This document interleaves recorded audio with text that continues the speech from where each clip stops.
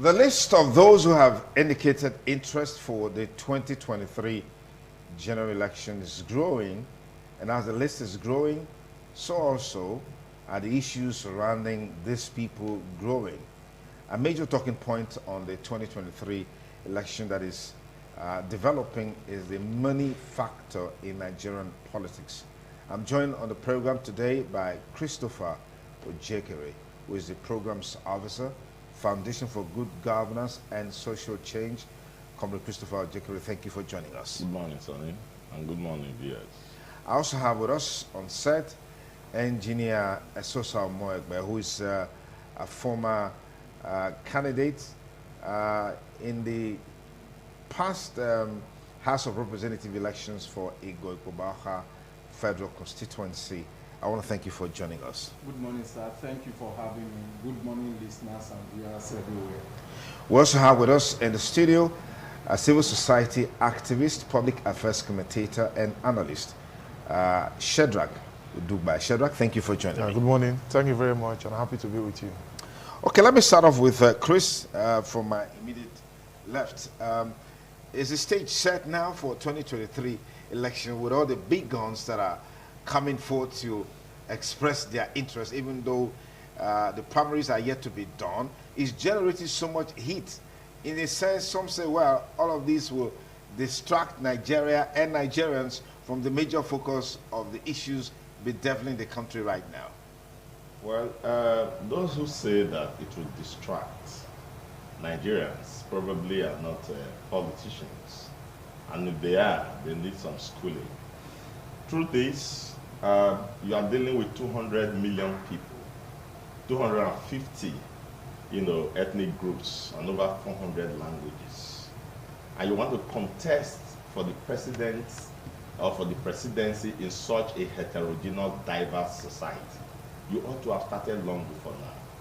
For me, it is late in the day that just less than a year, so to speak, to the election, you are having people just declaring. They ought to have declared 2 years ago. By now, every Nigerian should have been abreast to the manifesto of each of these aspirants, his plans and his projections. By now, Nigerian citizenry ought to have put these people to task, questioning them on their directions and visions. Wouldn't that negate the electoral law by way of duration? What the electoral law forbids is campaign before the timetable is out. Okay. You don't have to campaign. You hold symposium, you hold town hall meetings. You begin to meet with the people, you hostrate, you network on the ground. So the people already know you. You visit schools, you visit professional groups, you visit market women. They already know you, they already know what to stand for. Now, besides, for instance, maybe Bola Ahmed Tinubu, who we had always known, by the grapevine that was interested in the presidency.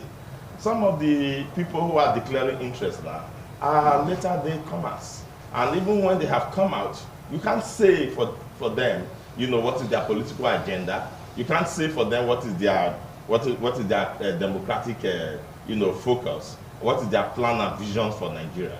The presidency is not, that kind of, what do you call it now, childish, It's not a child's play. Yes, arena where you just come up because you have an ambition.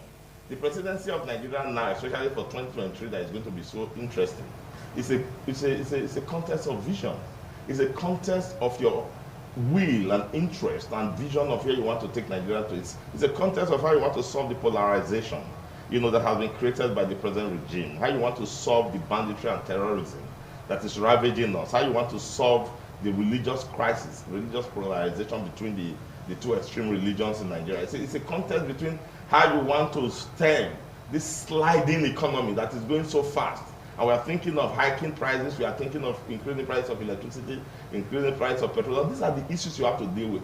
Our rising profile in debt, you have to think of these issues. These are the issues that are to be on the table for us to understand. And then you have this dichotomy between the North and the South. There is this very gaping dichotomy as to whether it is the North that should produce the president or it is the South that should produce the president, with a particular party, the APC for instance, coming out clearly to zone the presidency to the South, but with PDP still playing the ostrich, neither here nor there as to where they want to zone the presidency to.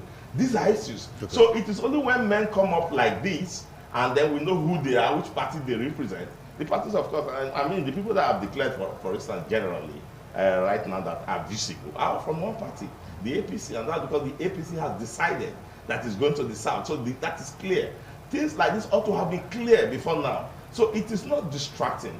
The stage is set, and we are ripe for it. This is the time for us to begin to interrogate those who want to rule us, those who want to become president of Nigeria. Engineer Sosa, is this distracting for you? Not at all. I think this is the right time.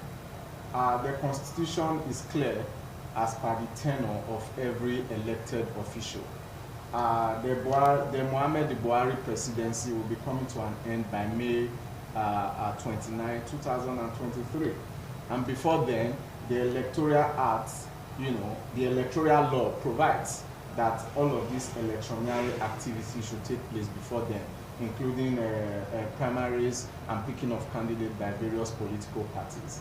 So I believe this is the right and appropriate time for people to come out. If they had come out before this time, I think it would have been distracting, to governance. This is the very right time and the appropriate time for people to come out. However, the issues we should be looking at have been very well articulated by Comrade Ojekere. Now, the president that Nigeria needs as at this moment is a president that will be a unifier, because Nigeria today is so divided and polarized, and we are supposed to be one nation. And we've spent over 50 years together. Before then, we've lived together in unity and harmony. But as of today, it's like we are at each other's throats. It talks about the clash of religion and civilization. We are still talking about the Fulanization of Nigeria as of today. We are still talking about where is the president going to come from. It must come from my side. We are still talking about ethnicity. Now, the president that Nigeria will be needing going forward should be one that will be a unifier. Secondly, the person should be one that has a vision, a clear-cut vision of where we want to take Nigeria to. Not because you want to occupy space, not because you just want to wear the tag, a presidential aspirant or a former president or something like that. You should have a clear-cut vision. This is where I want to take Nigeria to at the end of my presidency. These are some of the issues. Now, the economy, like you said, is going downward. The economy is sliding downward every day. We need somebody that has the intellectual capacity to be able to tackle the issue of the economy and also the employment. There are a whole lot of issues bedeviling the Nigerian nation today. Okay. We need a president that should be able to provide solution to all of this. Whether that person comes from the north, whether that person comes from the south, is not an issue. However, this is my caveat. Because Nigeria is not yet right, we are still doing, it should be my brother, it should be my sister, a kind of rotational presidency. Hence, the APC has zoned it to the south. If we want to be fair, if we want to be equitable, then there should be a micro zoning and possibly to the southeast. That will heal the Nigerian nation.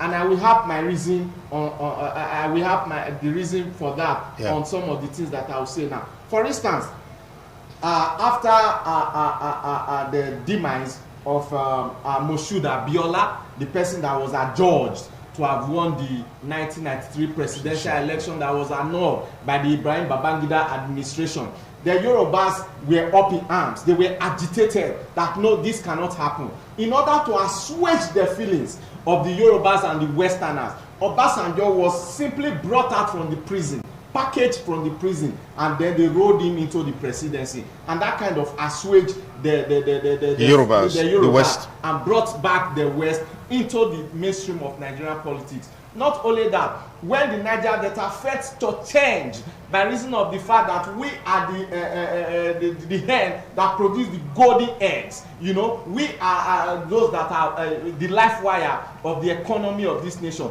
The youth were all up in arms. The Yar'Adua administration, rather starting from the Olusegun Obasanjo administration.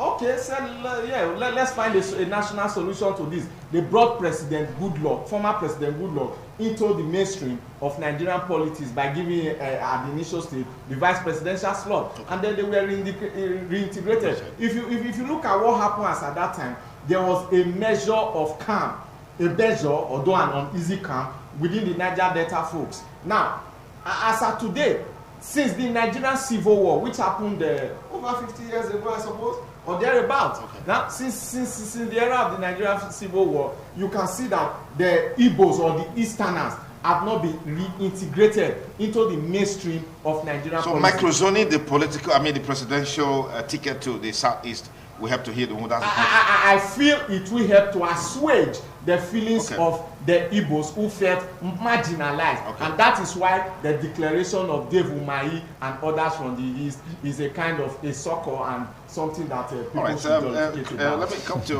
Shedrack now. Yes. What are your thoughts on what is happening right now? The numbers are increasing by the day. Yes, it is expected because the position of the president of the Federal Republic of Nigeria is an enviable position. And without missing words, there are parameters that appears to have taken the lead in choice of candidates and who is expected to be president and who is expected not to be. First among them is the issue of ethnicism and the religion and region. Persons have come up to say, yes, the power has been in the north for 8 years. It is time for it to come down to south. And irrespective of their political arrangements, there are some specific persons in the south. For the southern governors to even have come together in Lagos, whether in APC or in PDP, and forming a united front, agitating to the northern candidates that this is not a time for the northern persons to stick in their neck in the race. Let it be a purely southern affair. That has been first the predominant factor. The second, people have looked at the Fulani agenda and how Buhari had his disposition of the president in time past.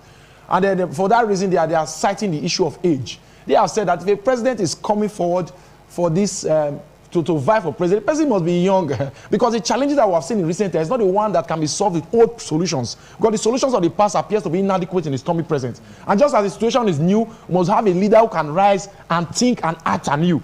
And as such, we need someone from the younger generation who is exposed to technology, who is exposed to modern international practices, they're able to offer new solutions to the myriad of problems that is challenging us. So the issue of age comes on play. And beyond that, you now begin to look at the quality of ideas, the person's personality and character, his capacity to deliver on good governance. Persons have said, we are no longer, we're not going to be bamboozled by most of those, the train of tantrums, bringing out pedestrian issues, making some rabble-rousing speeches in order to go Nigerians into voting for anybody. Now we're going to be sitting back and looking critically at the issues. We're going to be seeing the solutions that the man has on ground. The solution will be proffering to the myriad of problems that are on ground. And thank God the social media is there. Everybody will be glued to these things. We'll be following the information bumper to bumper. Because that is the last evil space we have in this country. We can no longer trust the mainstream media because most of the news we get are adulterated. But the social media will be there to bring the good, the bad, and the ugly for us to extreme. All of these are factors. They will not go to who has the person because it's his opinion, but he's on mainstream media advocating and talking. No, most of those things that will eventually spot some of the weakness in this candidate will be coming through the social media. Okay. To be very clear. But running up, having the capacity to lead, having the capacity to rise up to the occasion is different from having the capacity to win elections. That has been the apathy that we've been saying. Because there are some persons who are qualified, who have the requisite capacity. They are from the favorable zones. They have younger generation. They have the competence and character. But they still do not have the financial boom or the national spread, the political muscle to run their way into power. And that has been a big key challenge. And we are looking for ways at which we want to look into these issues and see how best to offer support and succor to such candidates. That seems to be the reason why this topic was chosen for discussion. Because ideally, in civilized countries, you have the capacity to lead. You have the capacity to fix problems, to solve problems, to deal with issues decisively and bring out the best of the country. But in the Nigerian factor, we agree that, yes, you got all of these things, and the but gravitates towards the financial capacity to deal with the issue. I'll come to that point. But let me get you started on this. Few minutes, few hours after some of these guys have indicated interest, we've also seen backlash following up on social media, right?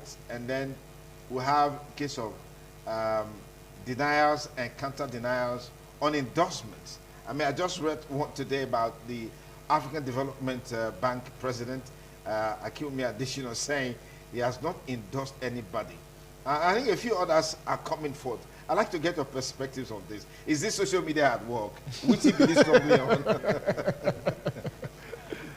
Yes, social media has become very prolific for the good and for the bad. you know, you find everything there.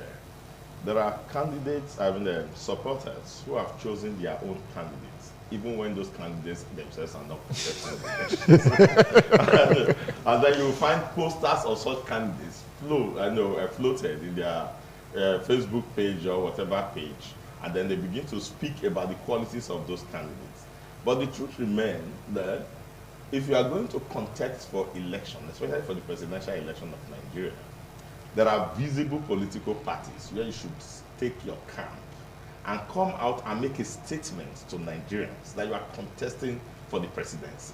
And on the basis of that statement, we will take you up, and then criticisms can flow from there, endorsement or lack of it can flow from there. So for those candidates that have not indicated interest, we may not take endorsement or lack of endorsement as anything serious. But for those that have, there have been a lot of endorsement and non-endorsement on both divides. And the reason is very simple. Nigerians are a whole lot more politically aware this time than they have ever been in their political history. And this is something that these politicians and those who are going in must know. Social media has done so much within the past few years to awaken and heighten political interest and awareness, so that even hidden things that conventional media could not publish are all out there in the public space. You cannot reinvent some wheels of the narrative of some people's past. There is no amount of propaganda that will change. The facts are there for us to see.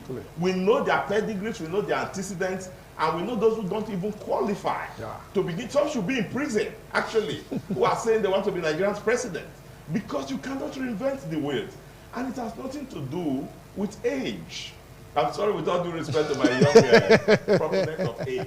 It has to do with what I call the cognitive and mental alertness of the individual. But this is influenced by age, in a sense. It is influenced by age in a sense, but it's more influenced by use. Okay.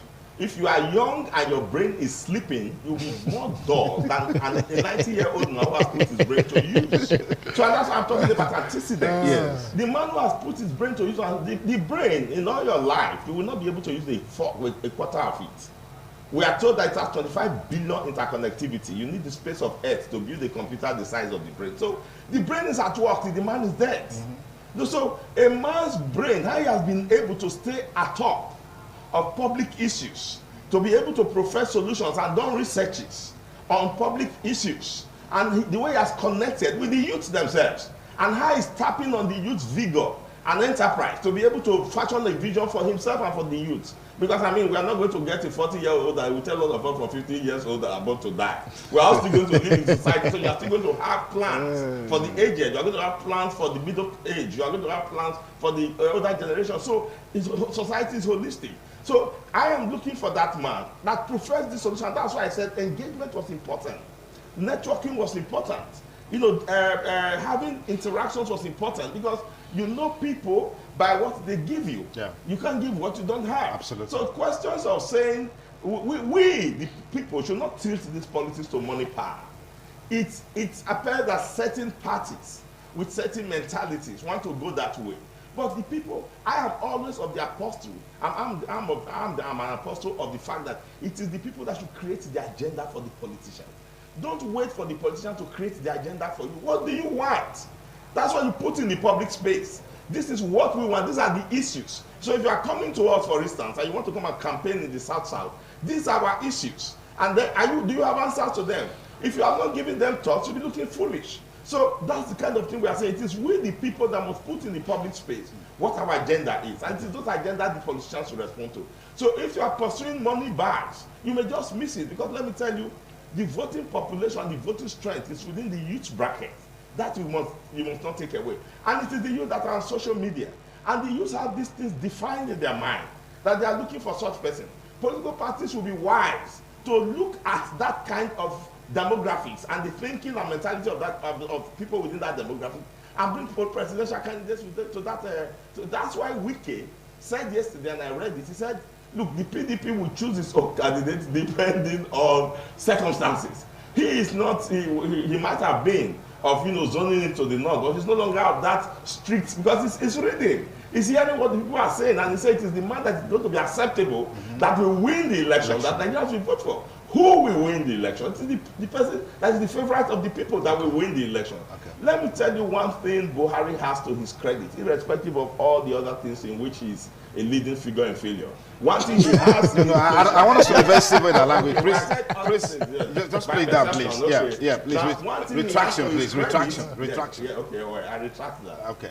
Now, one thing he has to his credit is that he has not been accused by any reasonable proof that he has tampered with elections under his regime. If anything, he might even be accused by his party that he's too lenient with respect to that. So anybody who is thinking, when we had the Edo election coming and people were talking about federal might, I wrote an article and I said it's going to be a mirage, it's going to be a bubble burst. There's not going to be any federal might because Buhari is not going to tamper with the Edo election. The Edo election for me as at that time was revolutionary, and I want to sell that to the Nigerian public if I can. The people must take ownership of this presidential election and force the party to bring a candidate that will win it. And that is what is going to happen. Buhari will be forced by the people's decision and the people's direction to support. And that's why the man has not come out to support any particular candidate. He said he's keeping that close to his chest, even if he has his preference. And the reason for that is wise, because you don't know tomorrow who is going to be the candidate, so to speak, in the sense that you are going to have to listen to the people and where it's going to go, because the election, as I said, of 2023 is going to be very crucial. So we need to have that kind of template, the people, put it to the public space. And we are looking for a presidential candidate that he has analyzed. The man that is going to be young at heart and young in mind and understand the issue and then articulate them and is able to answer to them. Okay. I have my own candidates in my heart, and maybe to eventually get to that. But that's the kind of people we are looking all right, for. Engineer Morag, but I don't know if you also have your own at heart, but you can't make that revelation here today. But let's just look at it a little bit on the perspective that globally, in a sense, the world is going in the direction of younger people in leadership. I mean, several instances are bound where that is the in thing now. Why, in your opinion, do you think such a direction may be difficult in Nigeria? Well, you've already hinted on that before this time, and that is the financial capacity of the younger generation. Unfortunately, the leaders in time past have not built the younger generation to have enough political clout and also to have enough financial muscle, unfortunately. I'll cite an instance. In the last general election, I contested for the House of Assemblies, the primaries. Now, to purchase the form was 1.2 million under a particular party. They reduced it later. And then to be able to see the delegates, you needed about 2 million plus. And then to visit, cook, and all of those things.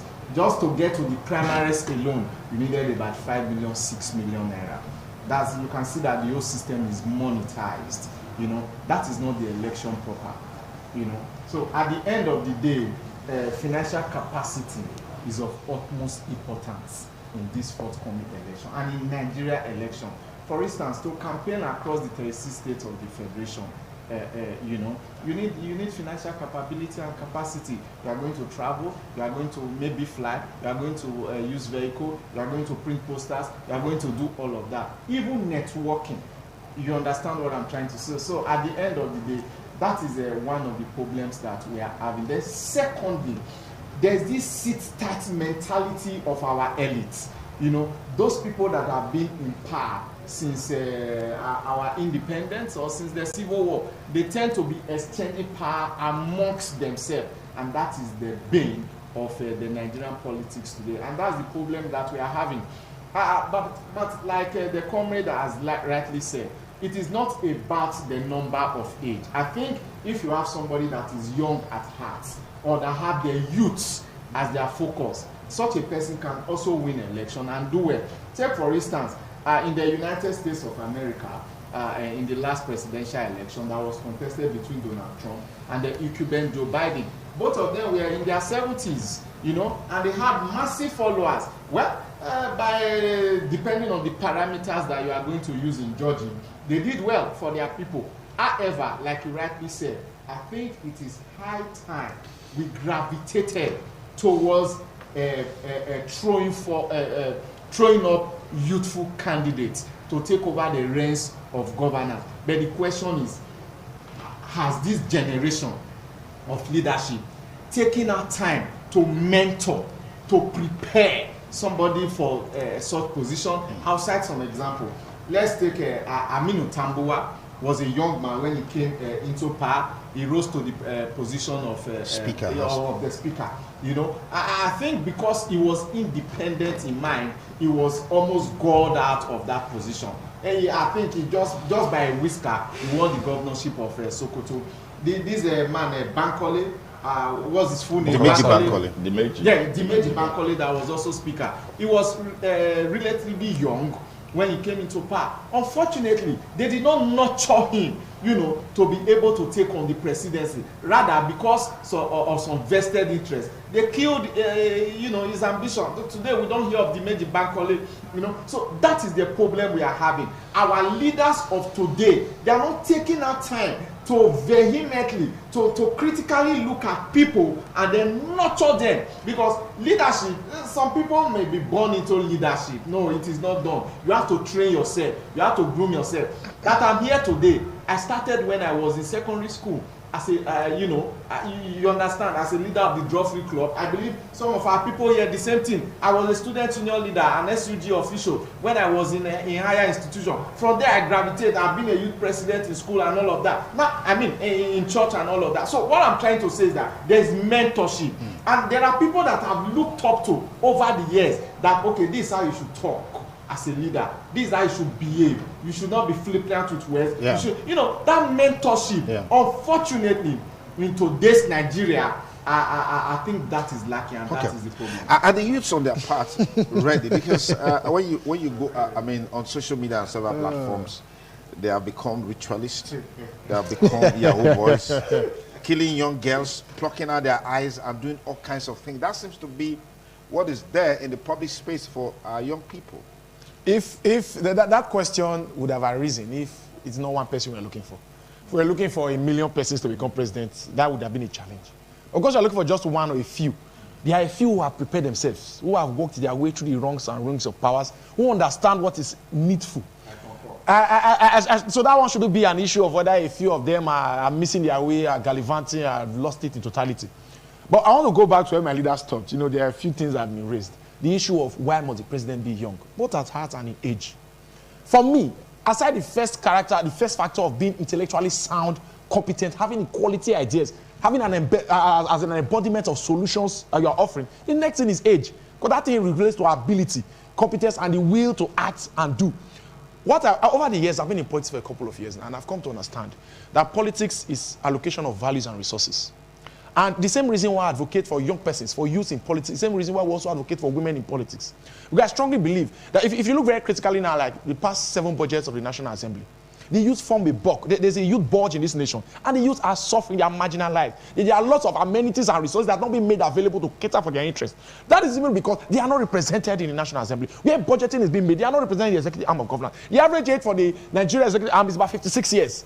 So when decisions are being made, because if you are not present, allocations will not be made to those specific persons. And I can tell you for free, that irrespective of how enlightened the president or the executive may be, as long as he's above 60, 70 years, 80 years of age, he will not be able to have that bright perspective of the young man who is 30-something and 40-something out there in the streets. And that's why we incorporate, so even if you are a young person, even if you are a woman, come on board. There's a perspective, there's an experience, there's an outlook of life that you're going to bring in. That melange of opportunity, that perspective and opinion, is what forms democracy. And I believe that when we say the youth should step forward, it's not because there's a knowledge they have that the young persons, the old persons don't have, but there's a perspective they have and the old persons don't have it. Beyond that, we are looking at a digitalized world. The economy, the global economy is moving very fast. The challenges we are having, as I said before, cannot be met with the solutions of the past. We've seen the way and manner, the body language of the presidency and how he has rescinded to provide old solutions to new problems. And that's why we've said we need somebody who are the persons who own these innovative and productive ideas. They can be found in preponderance among the young persons. Okay. And that's why we've said these are the persons who should look towards for leadership. These persons should be brought on board. The idea of mentorship, there's a challenge. The challenges are there. Okay. The issue of finances, having for you to be young and be certain, Nigeria is huge. It is 36 states. Yeah. And for a man to want to run for office, he must be able to have offices in all 36 states. Okay, so we're back to where we started from, Chris.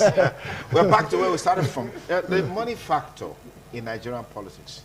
That seems to be, when people say, well, this person is well networked, this person has the capacity, this person has a spread, this person has a reach.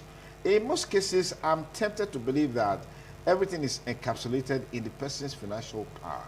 Let's look at that as a major challenge in Nigerian politics going forward in the race for 2023. Yes, 2023 is going to be at the same time a convergence of a new developing order and an old passing order. When I was supporting Buhari, Sheda was around, then I put up the argument that the reason I'm supporting Buhari for his second term, that Buhari is graduating with that old order. So we're going to hold people like you responsible for our challenges. Buhari was going to graduate with the old order. Because by the time Buhari is leaving the stage, he's going to be living with the old order. And you can mark those words. So we are having a new order emerging. Now, right now, we have put ourselves in the miasma in this country in such a way that solutions is what everybody is craving. And the solutions to that solutions cannot come from that old order. So money is not going to be, and let me tell you, when people talk about money in Nigerian politics, I find it very funny because we are not speaking from evidence. We are speaking from stereotype analysis. Buhari was the poorest among the presidential candidates that contested in 2015. In fact, I know the letter he wrote to his party. He said, I don't have so money to give to you leaders. If I have the money to give to you, I will give it to the poor. And there was this rumor that his opponents who paid to keep people in hotel, kept people in hotel to vote for Buhari in the primaries. The point is that over the years, Buhari has built a reputation, willy-nilly, true or false, of a man of integrity. And people have seen the value. Why people go for money is that you are not giving us any other value. So give us money. We don't believe you. You have nothing else to offer us. The only thing we can hold you to now is your money. That's why people go for money. When you have a man who has built a reputation, has connected with the people, or has, whether the reputation is true or not, but he has a reputation, the people are connected, people will hold on to that, they will hold on to that value. And then it is that value they will vote for. And that's what's going to happen in 2023. And that's what I'm telling some people who are declaring now that they are wasting their time. Nigerians are looking for right now. You know, in those states it happened. I keep referring to that. Now, and that's why some other development where we leave that. Now, the point I'm making is this. The money factor was there because of the way the society was structured, as he put it. You had a hegemonic society where you had a cabal. There was this language, and it's still on. They'll say the people who own Nigeria have said this one is going. Who are the people who own Nigeria now? They are no longer defined. The truth of the matter is that nobody owns Nigeria now. And it's because nobody owns Nigeria now, that's why you cannot find the solution to banditry in the north. Because the north has the president, and the north is suffering more from banditry and terrorism than any part of the country. The people who own Nigeria's interests have been hurt by those banditry. They have not been able, so-called the people who own Nigeria. Now, a money bag has contested the election in this country, and if he's going this time, and it's likely to be going this time, it will be the fourth time. People say his money is limitless. He has not won the election. Buhari was a poor man, he won the election. Goodluck Jonathan was not known to be a rich man, he won the election. So there is money factor, I have no doubt about that. And the money presidents have been said. Yeah, the money, yes, the money they have analyzed is the money that is needed for election. As a result of the heterogeneity of Nigeria, the size of Nigeria and all that. That's logistics, those are normal money. You must go around campaigning, you must pay for flights, you must book hotels and all that. You spend such money in America too. And Obama didn't have one cover when he was going, but by donations from people, because he had sold himself, and people have seen. But we don't have that culture here. We have to impose that culture. Society is imposing that culture now by making demands. Do you have heard people saying Peter Obi should contest election? Yeah, I have heard that also. And they're not speaking of his money. In fact, the image Peter Obi has in the public is not the image of money. It is the image of it's the image of of stinginess. Yes, stinginess. You get the point. So I am saying that the reason why Nigerians have gone for money is because when you are not offering value, they have not got anything to hold you to as value. They say, okay, give us your money. But the thinking of the youth, and in fact of the entire country, is that, look, money has deceived us for so long. So let's begin to look for where we will fail again in 2023 is if we don't have men of courage who have something to offer to come up and present themselves for the presidency. Okay, fantastic. Yes. Fantastic. Yes. So, in a sense, integrity is a form of currency. Sure. Any day, anytime, integrity is a form of currency, and you are right about that. However, we cannot diffuse the importance of money in Nigerian politics. I want to disagree that Buhari was the poorest, and that was why he won the election, and maybe he won it on the basis of his integrity. No, that's not true. As a matter of fact, President Muhammad Buhari was reputed or reported to be bankrolled by Ahmed Bola Tinubu, and hence Ahmed Bola Tinubu produced the vice president of Nigeria. Whether you want to say it in the public domain or not is the fact. Vice President Osibajo is a stooge, or let me say an associate of Bola Tinubu, and he gave that position to him. Not only that, Femi Gbajabiamila, the Speaker of the House of Representatives, is also a boy to Ahmed Bola Tinubu, and that position was also ceded to Ahmed Bola Tinubu simply because he bankrolled Muhammad Buhari. And he did not just bankroll Muhammad Buhari, he bankrolled Muhammad Buhari because of his own selfish interest and personal ambition. Mind you, there people that were in the know, they've come out to say that there was this agenda for a Muslim ticket.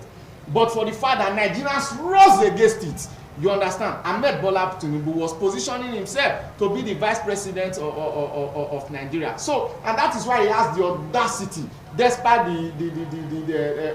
some bag and baggages, in his reputation that he's carrying. That's why he has the audacity to be the first to declare for the presidency, because he believes that the game will be, you rub my back, I rub your back. So let's not try to say it's all about integrity alone. It's all about so the manufacturer, in your opinion, is going to be very strong. It's going to be a factor. Anybody that is going to come out to contest for the presidency is going to need a coalition of money backs, whether we like it or not. That is the truth. There are some persons that are not going to give you their support except you assure them of something. That is what Nigerian politics has turned into. And he has also agreed that there are some necessary money, statutory, that you cannot run away from it. You are going to book hotels. He mentioned some of them and all of those things. The presidential form during Buhari's time was 22 million. And the APC is the ruling power now. We don't know how much it's going to be. 22 million on a good day is not a small money for somebody like a civil servant. Even on a bad day. It's not small, except that is if you have not done something sinister to make your money. 22 million naira is a lot. So money is going to be a factor. Let me also, I didn't want to go this road. To say that Buhari is not going to support anybody, has not tampered with any election. Or election has not been tampered with under Buhari's presidency. I don't believe that is true. Take for instance, the Imo State is a classical example. Somebody won that election, and the governor there has been reputed as tagged a Supreme Court governor. That happened under this word. Not only that, I wouldn't want to be sentimental because of my affiliation here. The 2016 election in Edo State was also tampered with. Result was being declared. All of a sudden, all officials were driven out.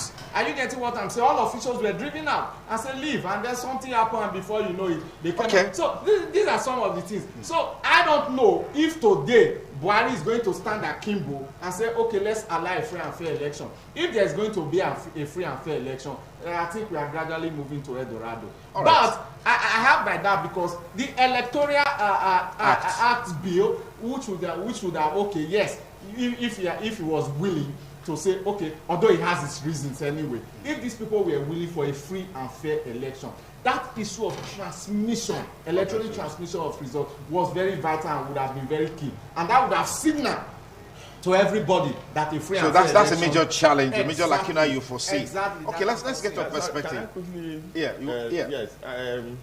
You can veer off an argument when you don't understand the situation. The context of the question is Nigerian politics is monetized, and you have to have money to contest. But you said Bola Tinubu bankrolled Buhari. That's what is done all over the world. So it's not Nigerian politics. It's a general I am saying that you don't have to have money. Have things to offer. People will have the credential. And that's why I say integrity is a form of currency. You have to have something. All right. People will bankroll you. Dubai, I mean, you are entitled with yes, certainly. I strongly believe that you can't come with an empty hand. There are statutory resources that must be needed.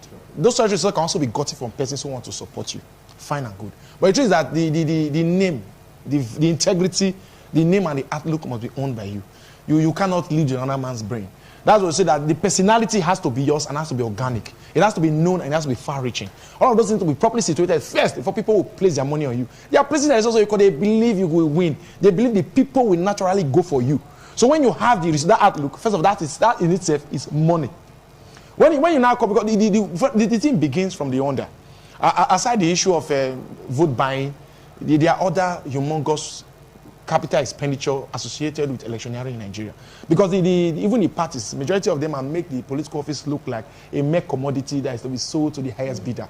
And the man who eventually emerges victorious sees himself as an investor, wanting to go back and recoup all that he has made, and tangibly with profits. And with all of these resources being put at money is always a factor in every election.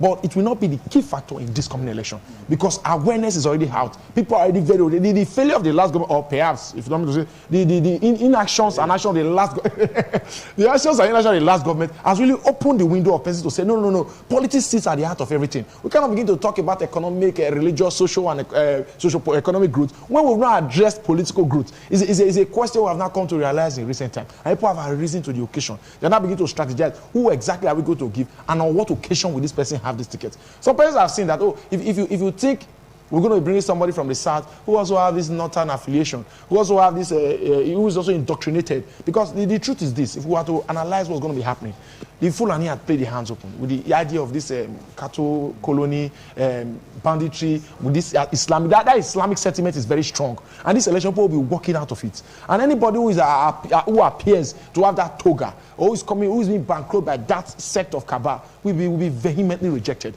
That's why we are now looking at the system whereby new persons will be coming on board to sponsor candidates, because we're not going to be looking at you alone. We're going to look at who is behind you, because who is supporting you, who are the cabal. Because I've come to know that Nigerian presidents do not own their voices. It's a mixed voice. Most times we see the hand of Jacob, but it's the voice of Esau. So we're now beginning to wonder who is. So we're going to be looking very critically.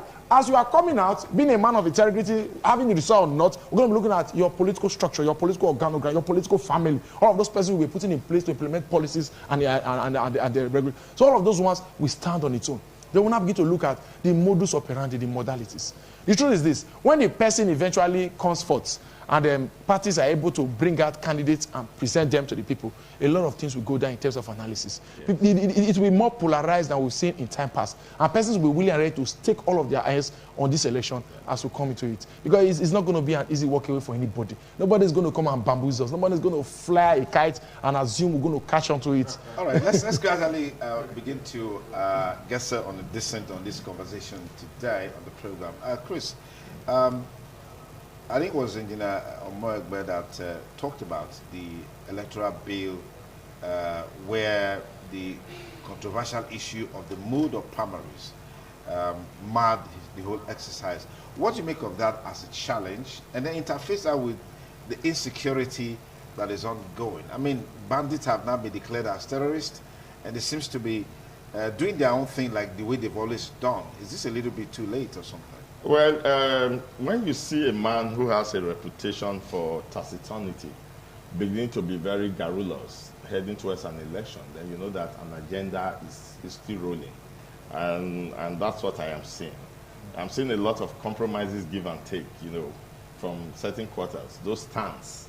So and one of it is this agreeing now to call bandits terrorists. So there's a lot of, and that's part of the politics. It's part of the horse trading, it's part of the give and take. Now, I am letting go on this, and I'm letting go on this, and I'm letting go on this. I hope you can do this and you can do that. So, now, back to where you began your question from. The electronic transfer of every Nigerian. As I said here in one of the programs, I said if you call 5 Nigerians, 4 will vote for electronic transmission of results. then who are the representatives that now say they are representing? Which people are they representing in that? So the point is, the country has been hegemonic. Let's not run away from that. There's no doubt about it. As I said here in the last time, the APC today is still being run by the communique of the president. That's true.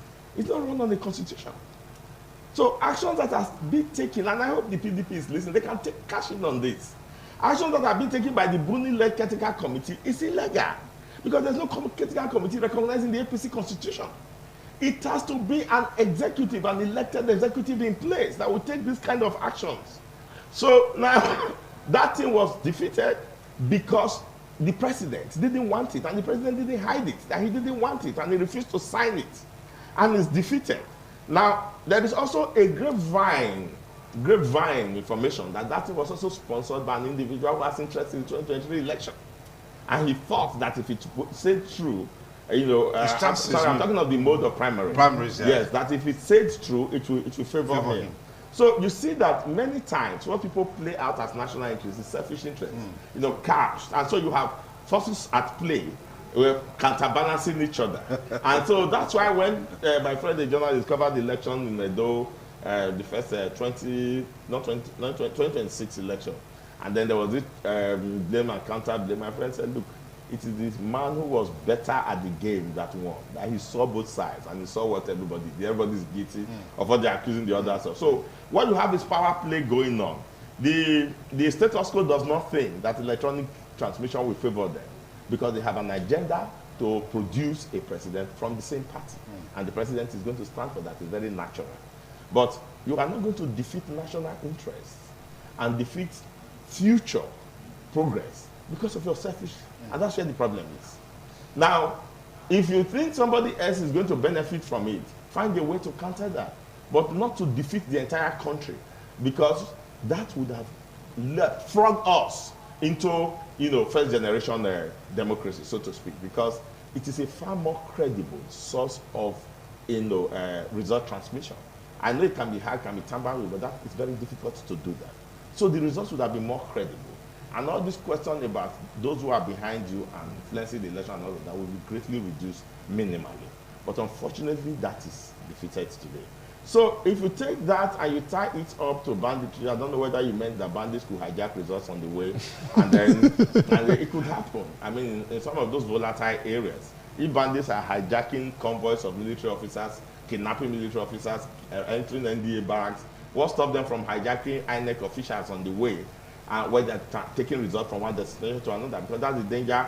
When you are not transmitting electronically, you have to carry the result from one location unit to another collation centers. So, and that's a problem. That's a logistical problem. So that's a big challenge. So all of these things are things we thought the government would have put in place, and then take the easier way out, which is technology, and then agree or sign into law those reforms that were very well praised by Nigerians, put together after a lot of input and stakeholders' inputs, and then it was forwarded to the president, and he has defeated it. Let us hope that we are still in the same problem we have been in for the past 8 years, rounding up 8 years next year. And that's the problem of the fact that we have not found one progressive thing to tie with this government. Let us hope that we are still creating that context and that environment to produce, and that's why we say 2023 is very crucial. Okay. We now want to bring in a progressive government. And that progressive government can come from either of the parties. It is the individual who is a progressive in mind that will be a progressive president. You don't turn progressive because you become president. you have to be a progressive. And then when you become president, you can't help but be progressive. It's part of you. So the persons are going to matter a lot. Okay. The parties right now, PDP is playing the ostrich. We don't know where they have zoned their presidential candidate to. But they should know that there's a strong factor in the Southern mentality. The Southerners want the presidency. That should be spelled out to the PDP. The South want the presidency. And incidentally, PDP's presence is more in the South than in the North. And yet they are dilly-dallying about where the presidency should go. The South cannot be fooled by all these later day compromises here and there to think that, oh, that means all things. We are now wise up to these tricks. Yeah. It is a trick to keep an uneasy camp until an agenda is foisted on us. So the South is wiser now. We want a presidency that will represent our interests. Our interests have not been represented for 8 years.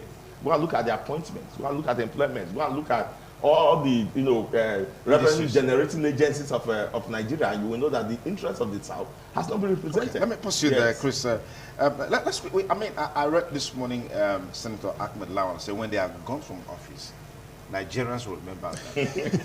I heard that this morning. They will remember it. But for what reason? So that's what I'm asking Sosa now. Okay, let me quickly correct my comrade here. Is it correct or express your opinion? Well, let me express my opinion. Your opinion, yeah. Not necessarily correct. The Mai Bumi-led interim leadership of the APC has not been declared illegal by any court of competent jurisdiction. Neither has it been declared illegal by the highest law-making body. Has it been declared legal by any law in existence? Do you say that just because it still exists, has it been declared legal? Is it legal ab initio? No, that's the question you should answer. Is it legal ab initio? I think I still have the floor. Okay, so you have the floor. So because it has not been declared illegal by any court of competent jurisdiction or by the law-making body of the APC, as of today, I don't think it would be fair to say that whatever is doing is illegal as of today. So I'm not going to stand that.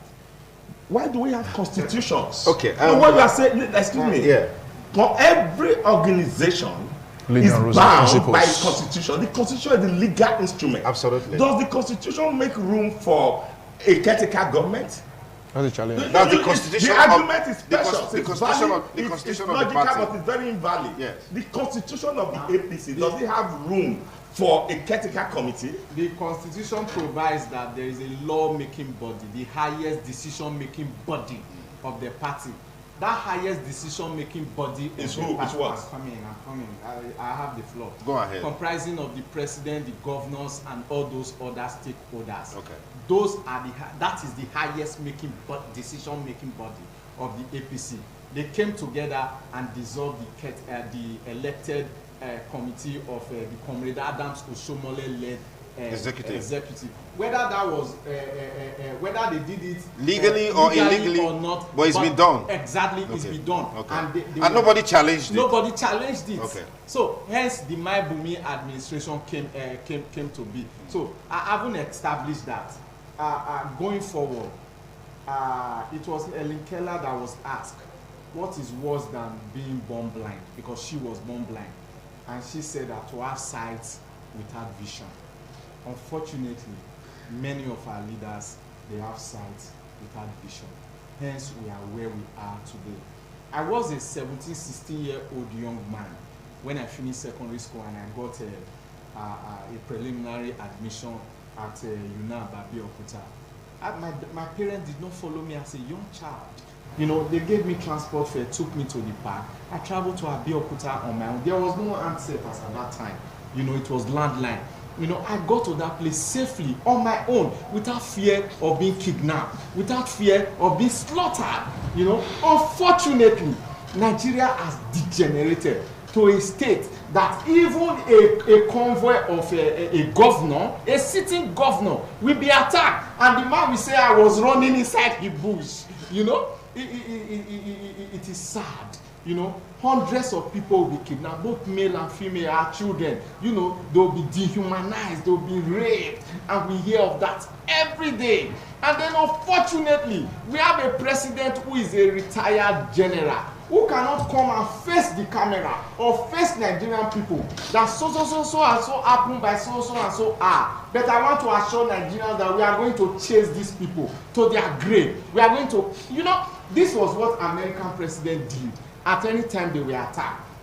Such that by the time they come out with their full might, it happened in the Second World War where Pearl Harbor was attacked. You know, it was reputed that the Japanese raiders said that we have woken up the sleeping giant because the atomic bomb literally dropped on Hiroshima and Nagasaki and almost annihilated the whole of that place. Not only that, Osama bin Laden had the audacity with Al-Qaeda to attack the World Trade Center. And then America came out with full force. President George W. Bush said it as at that time. I watched him as a young man. And he said that we are going to pursue them to wherever they are, and we are going to capture them and kill them. And during the presidency of Barack Obama, it happened. You know, Osama bin Laden was traced to Pakistan. In another man's territory, America invaded that territory and killed the terrorists. You know, that is what should be happening if we are calling ourselves the giant of Africa. Not where we cannot sleep with our two eyes closed. So going forward, the next president of Nigeria should be able to inspire us to believe in this country. All right, let's get the final word from you. I'll come back to Chris. And finally, speaking about the proclamation of bandits as terrorists, perhaps that gives it what we call legal backing, legal bites. And to a very large extent, it's before now, for persons who have been supporting those bandits, giving them information, going to visit them, negotiating with them, coming out in public domain to say bandits are good, we need to reintegrate them to society, will now also be tagged terrorists. Because by the Nigerian Terrorism Act, any associate of a terrorist is a terrorist, and there's a stipulated perimeter. Before now, we are judging it around the ambience of crime and criminality, but it has evolved. And as a result of that, it's not been given the name in it, and it's not been held on a high standard. That does not translate that they will totally be annihilated or extinguished. All it means that people now have to be very careful in the way and manner they go about it. And yes, it's a major issue for 2020. Yeah, and secondly, they were saying before, those Tucanos they bought, the Tucanos were sleeping in the garage because they were some warrants that was given that these Tucanos cannot be used in fighting civilians. There's some specifications to that end until it's been known. So when they've tagged the terrorists, that's when they can now mobilize in mass, use the Nigerian military to enforce their might and bring down these bandits. And that's what I expect to see in no distant time. Having marked them as terrorists, we are expecting this quick and sound mobilization to totally exterminate and extinguish them. Then speaking about the direct and indirect primaries and how it has, personally, being a Democrat, I love the idea of plurality of opinions and choices, having the direct and indirect primaries, and then having the opinions being laid out wherever is suitable. But I have come to see that this direct primaries was an instrument of the people, was an instrument of people to go in and rejig. And we cannot have democracy, the dividends of democracy, without having a functional democracy. We cannot have a functional democracy without having internal party democracy. So that direct primaries was a tool to redirect and recorrect those two established parties who consistently and regularly churn up candidates for national elections. What did I mean by this? If elections are now being done by direct, that means everybody in the party now has a voice.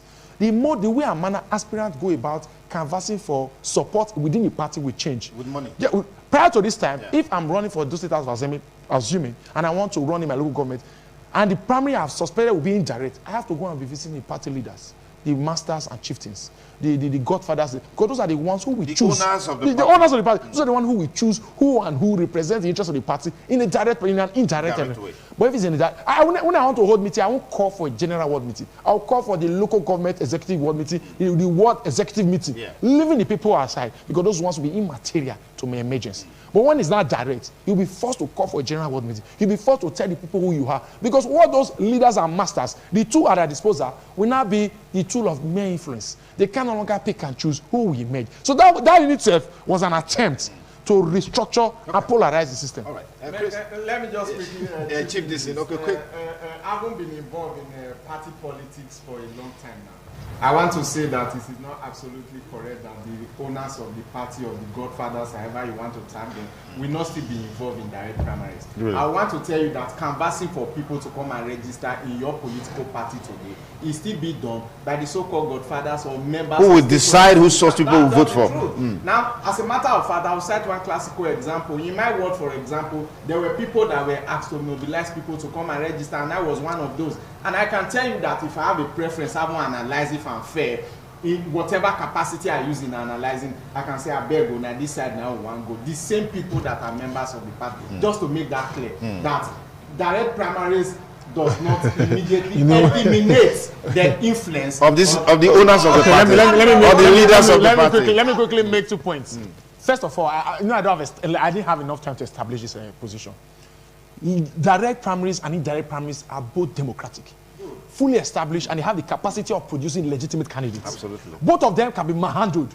Both of them can be abused. But there's a peculiarity in Nigerian democracy that will make me based on my outlook and disposition politics, want to prefer the indirect. Direct, okay. But we saw class Indirect or direct? the direct. Okay. Especially in these big and established political parties. That's my All right, Chris, final word from you as we'll call it a wrap now. The final word from me is this. There is no process that runs itself. It is run. Yes. That's why it's called a process. Then the process is run by people. It is the people that will make the process workable or not, to have integrity or not. Yeah. And that's where we are. Now, if we have the office of the President of Nigeria, it's the second most powerful office in the world, next only to the office of the President of the United States of America.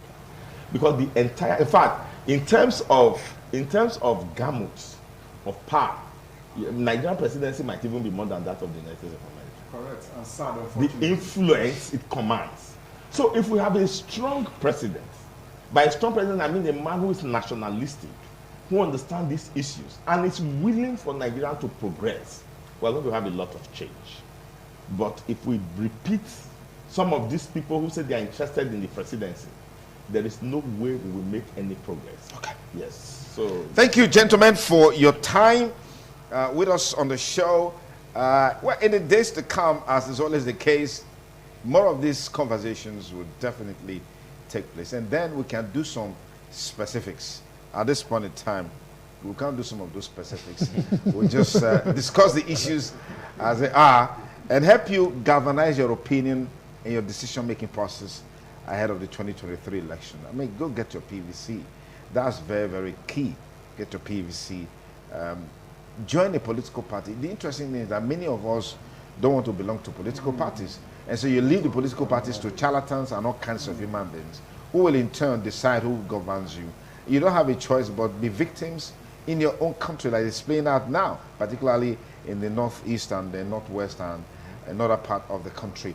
But we hope that 2023 will give us an opportunity to produce the right kind of leadership that we need to chart the course of Nigeria into the direction it should go, and then bring forth good fortunes that we'll be proud of. I mean, the suffering is just too much, whether you like it or not. Interestingly, those who even think that they are wealthy, they're also feeling the brunt of the present predicament in Nigeria. But interestingly again, like Senator Ahmed Lawan said, I read in the papers, when this administration is gone, you probably may even see more of the good things they did, like it happened in the case of former President Goodluck Jonathan. We're beginning to hear some of those things popping up again. Well, let me thank Christopher Jikere for coming. Yeah, Susan Morgan, thank you for coming. you for having me. And Shadrach Udugbai, thank you for coming. Thank you very much. TMI Monday, TM, I keep saying Monday because you know I'm used to Monday. So it's TMI Thursday morning. I want to say big thanks to you for staying with us. We'll take a short break. We'll be back with you with the concluding part of the show. Don't go away.